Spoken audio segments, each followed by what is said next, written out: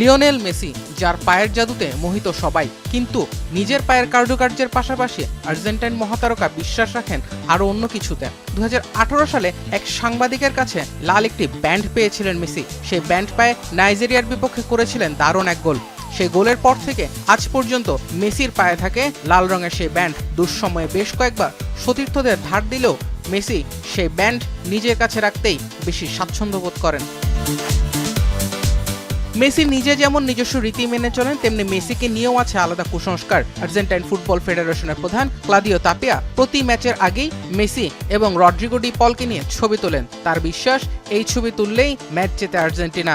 গত বিশ্বকাপে সৌদি ম্যাচের পর থেকে আজও চলছে এই রীতি। তাতে আলবিসেলেস্তেরা কিঞ্চিৎ সুফল পেয়েছে, সেটাও সত্য।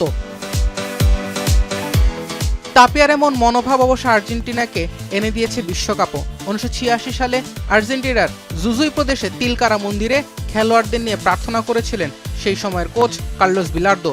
প্রতিজ্ঞা ছিল বিশ্বকাপ জিতলে মন্দিরে শিরোপা নিয়ে হাজির হবেন বিলার্দো ম্যারাডোনারা। তবে সেই প্রতিজ্ঞা পূরণ করেনি আর্জেন্টিনা দল। এরপর 36 বছর আর্জেন্টিনাও জেতেনি বৈশ্বিক শিরোপা। আমি ভরসা রাখি হিরন স্মার্ট ওয়াটার পিউরিফায়ারে। 2018 সালে সেই দলের 8 জন গিয়েছিলেন মন্দিরে। 2022 বিশ্বকাপের আগে ক্লদিয়া তাপিয়া নিজেও ঘুরে এসেছিলেন সেই মন্দির। আর্জেন্টিনাও কাটিয়েছে শিরোপা খরা। তাপিয়া অবশ্য আর পরে ভুল করেননি, মেসিকে নিয়ে বিশ্বকাপ সমেত ঘুরে এসেছিলেন তিলকারা মন্দির।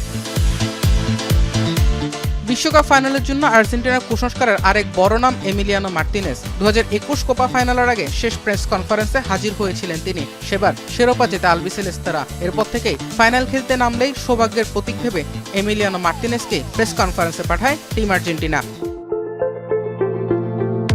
এছাড়াও প্রতি ম্যাচের আগে নিজেদের আসাদর সংস্কৃতি মেনে বিশেষ বারবিকিউ পার্টির আয়োজন করে পুরো দল। দলের খেলোয়াড়দের কাছে এটি শুধু খাবার নয়, বরং ম্যাচের আগে নিজেদের মনোবল ফিরে পাওয়ার বিশেষ এক উপলক্ষ।